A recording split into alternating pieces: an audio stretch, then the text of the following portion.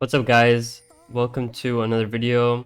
I just played a Lillia game in Grandmaster to Challenger Elo. Played this game yesterday and I wanted to just show it off. So first of all, we're going to go through the steps that I try to teach people when I coach them on jungling. So the first thing you should do is press tab and figure out what you're doing. You can also do this in loading screen. But this game, I have Riven versus Darius top.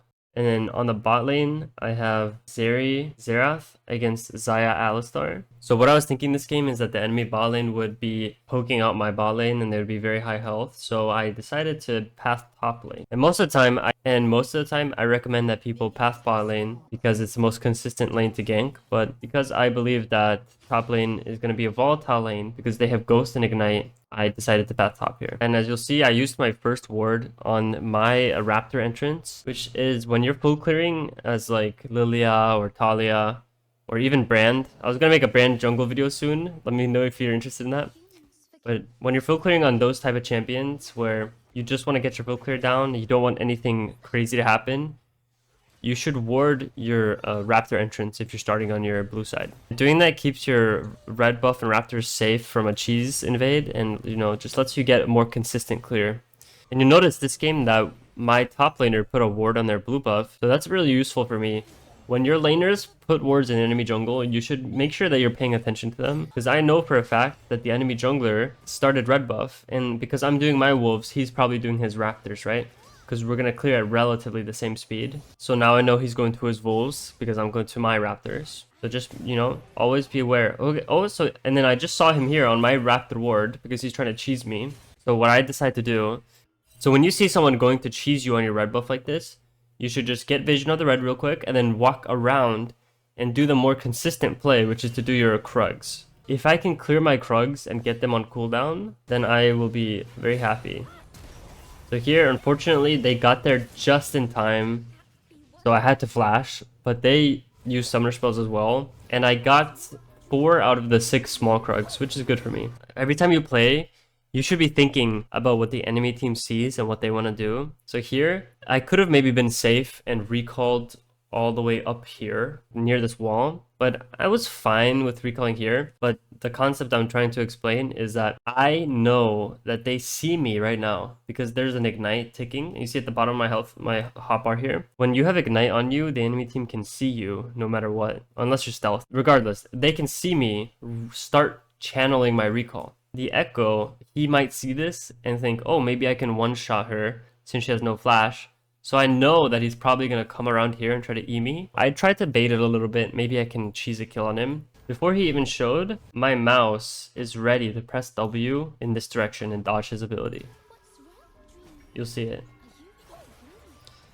It's a small thing, but if you are always keeping in mind what the enemy team is trying to do, like what their best play is, you can predict a lot of what they're doing and counter it. So unfortunately here, because I got invaded, I cannot afford anything like alongside my Dark Seal. All I get is a Dark Seal. And now I know that he's cheesing my red, so I pinged the top scuttle because that's the only other like camp that he could go to. What's up guys? I've noticed on my videos that 92.5% of my viewers are not subscribed. Please subscribe. So I'm going to keep in mind that Echo has not cleared any of his topside camps because he sacrificed clearing those camps to invade me. So I know that my bot side camps are spawning soon and his bot side camps are spawning soon. So I will maybe have a chance to take his Raptors if he goes towards the other side.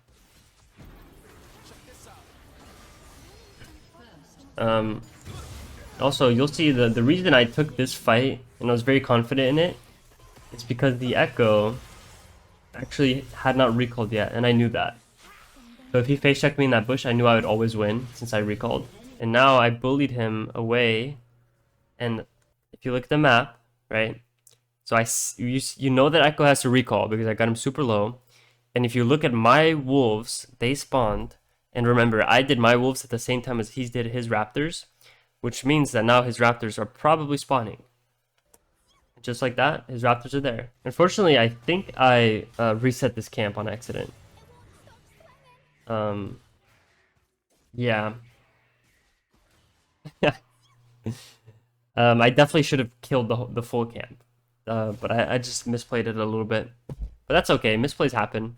The idea as long as the idea is there, the correct idea, you can always fix micro mistakes much easier than you can fix, you know, conceptual mistakes. So now I have to keep in mind that I have a lot of gold, and Echo has a little bit of tempo over me since I'm low health, low mana, and Yasuo is just looking for an invade on me.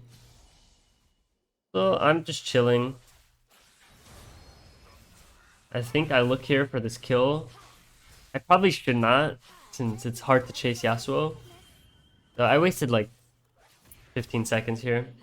You gotta remember, early game on jungle, every time you sacrifice doing your camp, do something on the map, you're wasting 15 seconds maybe. Now, unfortunately, my mid laner dies. I tried to respond, but I just saw that he was dead already. And now I'm gonna kite my camp towards the bot lane because I saw that Echo ganked mid from my Raptors.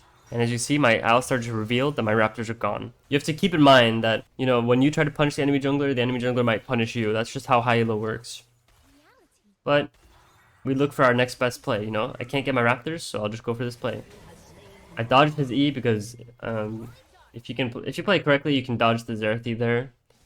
He has to hold it, otherwise I will just predict it. But yeah, so I get a kill, but now I just don't have any spawning camp near me. So it feels a little awkward, but fortunately the Scuttle Crab was spawning. So my team pings Dragon here, but it's very important for you as Lillia with 1700 gold in the bank to ping away. You see, I ping away. I do not want them to think that we're doing Dragon, like, at all. Now I see that someone revealed this area, so I pinged them for my Casio because I knew that Echo did that. But he went bot lane instead of mid, so maybe I could have pinged bot lane as well. And I just look at this fight, and I see that it's definitely not a winning fight, so I just complete my recall. And then here, walking out of base, you might think to yourself like, oh, shouldn't you go to the Krugs? And while the Krugs are spawned, they are probably level 4. But if I go here, I know that my Gromp will spawn soon, and my blue buff is up, so I will be getting a level 5 blue buff and a level 6 Gromp. Because every time your camps spawn again, they're going to spawn at the average level of the lobby. For example, my Raptors are probably going to be level 7, but my red buff definitely will be level 7. So yeah, we just do another full clear. My Raptors also spawned here. So like all my camps will hopefully after this clear be spawned in a line, which is how you want to be clearing. You want to be clearing like up into a line. I look mid there for a second, he's low, but you know, if there's no ganks, don't try to force a gank, just keep clearing. And I think I'm holding my smite because I know that I'm walking towards the Herald, which might be an objective that I could do. And just like that, I see Echo ganking bot. So now I'm thinking to myself, okay, there's a chance that Echo might go to Dragon after this gank. And since the gank worked, they're probably just going to do Dragon. They have mid prio. Their Yasuo is off the map. I don't know where he is. And well, he's back now. Their bot lane is pushing in a big wave. Our Xayah can't really catch it. Like, this sucks for my bot lane, but it could be good for me if I complete this full clear and do the Herald. You just got to be aware of what you're trading and how you can turn a potentially bad play for your team into a good play for you. The enemy team used all their resources bot lane, so I know that I'm confident that we can kill top lane. There's no chance that Echo will be able to stop us. We trade that kill, and now I know that I can do Herald. And I'll tell you why, okay? So there are situations where the enemy team would recall here, and they would send their Echo and their I forget who their support is. Xerath, I think. So Xerath and Echo could both walk straight from their base to Herald right now. But the reason I'm not scared is because, first of all, I'm full health and I'm really strong and I have flash. But second of all, I ganked top lane and my top laner did not take any damage and he's pushing the wave. And also my mid laner is pushing the wave and my Alistar is hovering mid lane. So if a fight breaks out, I'm not too afraid even though I don't have my ults. While you're doing a Herald like this, just keep in mind like what the enemy team could do. I know that they could come, and I'm pinging like a lot for help because I see Echo walk into the top side. But then I see him walk like mid. Okay, this Herald is just mine at this point. I don't have smite, so it's a little risky, but... And now, every time you do an objective or you get a kill, you should be asking yourself, what's the best thing I can do in this situation next, right? So the obvious thing is I can do the Scuttle Crab, but that's a tiny little thing. You need to be thinking a little bit more big picture. So I killed the Herald. Now I'm going to do Scuttle Crab. And I'm planning on maybe invading the blue buff. Because I see that their blue buff is spawning. And I know that my Darius is strong. My Darius even wants to do it. So now I'm like, oh, it's definitely a possibility. We'll just do the Scuttle. Walk in. And boom, we see him on his wolves.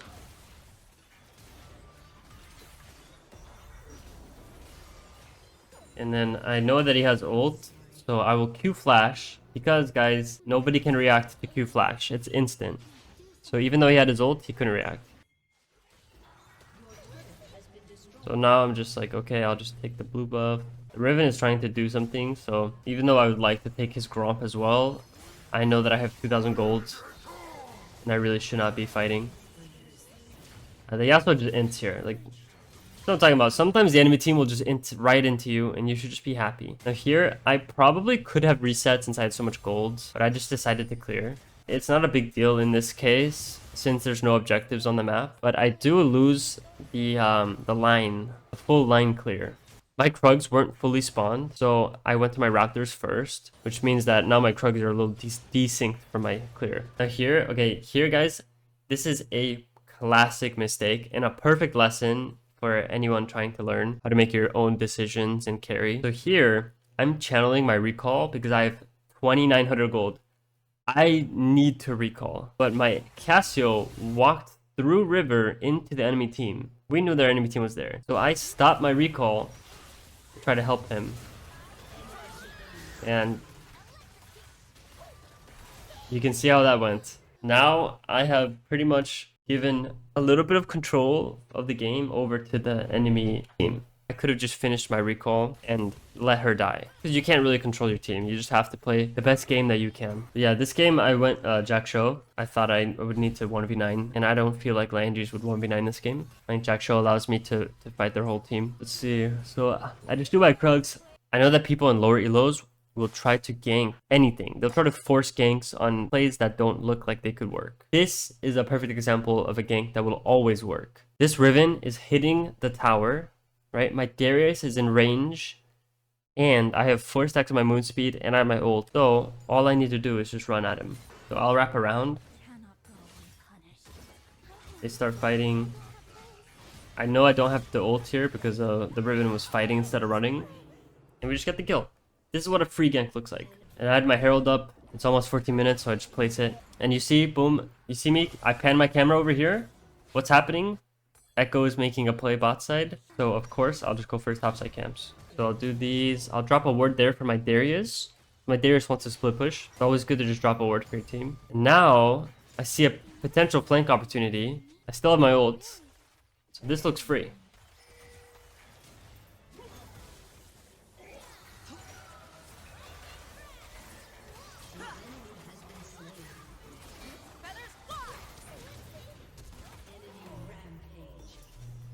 Fortunately, we probably should have just left after killing Xerath. I honestly don't know how that Yasuo managed to jump over that. That's crazy. So right now in this game, what's going on right now is just the Fiesta, right? The enemy team is just trying to fight for no reason. I smite this red buff and my Darius passive kills it. That was unfortunate. From my perspective right now, if you look at the state of the map, I have a lot of gold, right? But I don't have enough to get my mythic. I don't really want to fight right now because my team is a little bit behind. So I just decided to farm the rest of my camps here, get them on cooldown. And I don't care about this dragon. You should not lose the game over a cloud dragon at 15 minutes, you know? It's the second dragon of the game. Just farm. Just recall. Get your components. So once you've gotten these components of your Jack Show, you're actually decently strong. You're going to get a lot stronger, but you can definitely fight some things. I probably should have run to my Krugs, honestly. I think I was a little bit tilted that we were losing this game. But you know, you can't let your tilt control you. And honestly, that's an issue that I have a lot of times myself. Like, I could have went to my Krugs and then probably, like, started Herald. Maybe. It's hard to start Herald here, but walking to them and just poking them was probably not the best play. So we just cleared that wave. But now, because I poked their Zeri, I know that they can't start Herald, like, in my face. So I'm not going to let them do that. But also, on the flip side, I can't start the Herald either. So all I'm doing is just getting them off it for a bit, and then I'll go straight to my camps.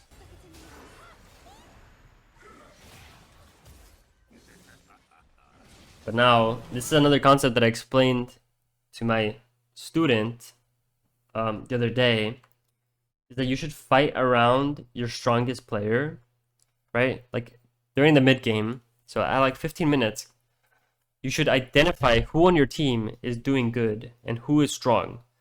And then you should try to avoid making plays when they're in a side lane on the opposite side of the map. But then when they're near you or you're near them, that's when you can make plays. So my Darius is actually really strong in this game. You can see he's level 12 and he has a few kills. So when he goes for a fight, I will be there with him. I'm down to fight the Herald if Darius is there. But because Darius wasn't there earlier, I wasn't going to do it. But now, you see, the enemy team was super strong. They were much stronger than the rest of us. But they took one fight around our Darius, right? And we supported Darius, which means that we won the fight. And now the game is looking a lot more winnable, just from that one thing. It's very important that you do this. So a lot of times what people will do is they'll fight around the enemy team's strong player instead of your own strong player. And that's what the enemy team did here. So now we get the Herald. And see, you can't control your teammates, guys. My Xayah just walks into their wolves to keep fighting them while we're doing Herald. But that's okay, you know? I will do my camps. My goal this game at this point is just to finish my Jack show and then take fights with Darius, and we should probably, like, we could win. It's definitely a close game still. But I know that with my Jack show, I'll be strong enough to support my Darius and win almost every fight. So we just full clear everything, take the crab, and then recall. I ping my Darius to be careful, because this is the one time in the game where he could die and lose his shutdown, and I don't want him to die.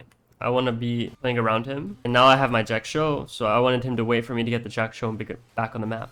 Right now, the name of the game is to just make sure the enemy team doesn't do Baron. And I'm playing this slow because my Darius is not here yet. Maybe we get that kill.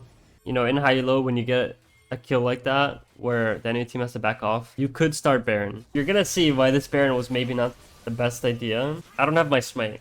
And I pinged that I didn't have smite, but I only pinged my smite, right, once. So you can see in the chat, I pinged my smite. What I should have done is I should have pinged my smite, and then I should have pinged on the way here, indicating to my team that I wanted to fight, not finish. But my team tries to finish the Baron, and he gets stolen. And now I'm gonna get flamed. But like...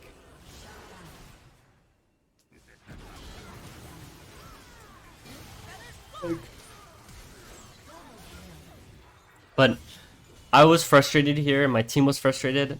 It's just a communication issue. Like, my team didn't realize that I didn't have a smite, and I didn't communicate effectively enough that I didn't have a smite. Good thing we win the fight though, so the game is still playable.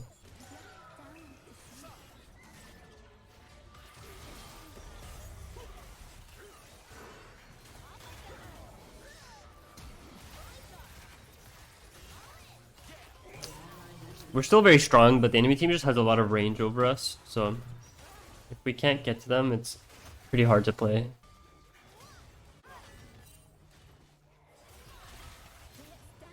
And for some reason, my Xayah is in the top river.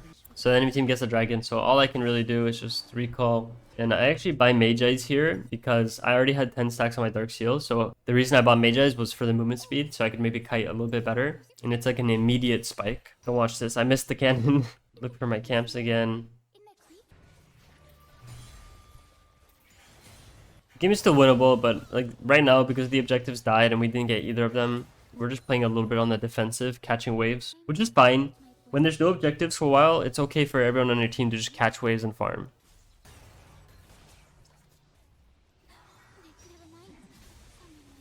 So here, all I'm doing is just looking for ease, and then if I hit, I'll look for a pick. The enemy team overextended by trying to protect their Xayah, and they died. That's all you can really do with Lillia when you have no flash. When you have no flash and you're not that strong, or when your team is not that strong, all you can do is just look for ease and get picks. You can see that Zeri is just so strong, and she can kite me forever. Unless I have my ult, I can't really fight her. Just do my camps here. And I see the enemy team is fighting. we go. Maybe I can flank this.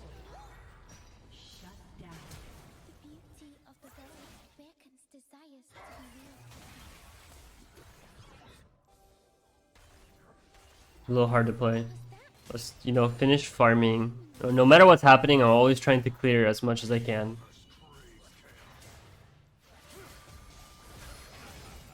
When you're playing against Yasuo, guys, a lot of times when you go into a fight like this, you'll ult straight away. But when you're playing against Yasuo, you should never ult first, right? Because I get my passive on him here. He's expecting me to ult, and Yasuo can actually win while you're ult. So just don't ult him.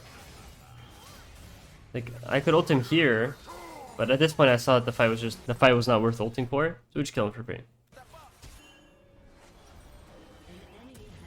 And you'll notice now that even though these fights haven't gone perfectly for my team, like we haven't won every fight, I've never died.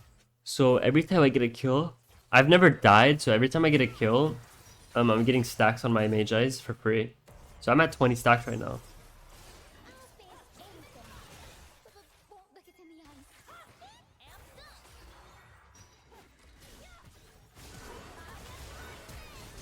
Here I just see the angle to ult all three of them. Ulting Zeri is always worth it.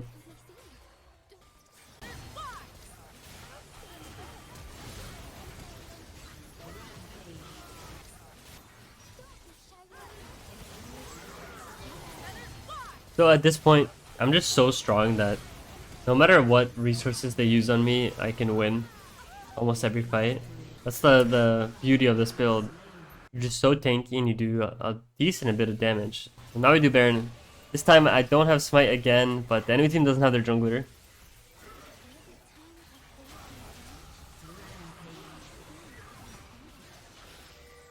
So hopefully she just doesn't auto attack it over the wall. It was close, but got the Baron. So now all we have to do is just try to siege. And at this point in the game, you can end with Baron if you play it well enough. And make sure you're always trying to play 2 waves. So right here, as you can see, this is what you should be doing when you're jungling, right? So we have Baron, so it's my job to macro. So what I do is I tell Cassio to finish pushing that wave, and then I ping that she should come help us mid lane. And then I ping that we should push mid lane and push bot lane. Because you want to play 2 waves with 4 people mid and 1 in your strong side lane or bot lane, or top lane, depending on, you know, sometimes top or bot is better. But in this case, you know, he's already bot lane. He should just push bot, and the 4 of us should Baron mid and push mid. But not everyone is as good at macro, and sometimes people won't listen to you. So this game, my Darius leaves the 2 waves bot lane, which he could have Baroned, to come group with us mid for some reason. So now we have 5 mid, which doesn't make a lot of sense. Like, this is bad. And you can tell, I think, after this wave dies, I realized that my Darius left bot lane. So now this wave can't really make it to the tower, and we can't pressure anything else because we didn't push the side waves. So I pinged my team again. So now we wasted like 30 seconds, like 40 seconds maybe.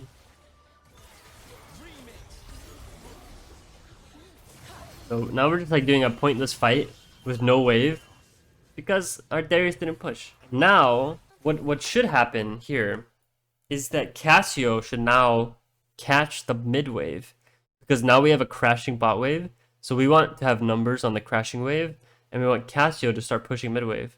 But once again, my team decides to 5-man the bot wave. So now I'm pinging the mid wave, like, why are we not here?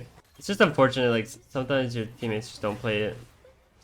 I mean, they don't have enough experience, maybe. But this is, like, very high elo, so it's a little weird.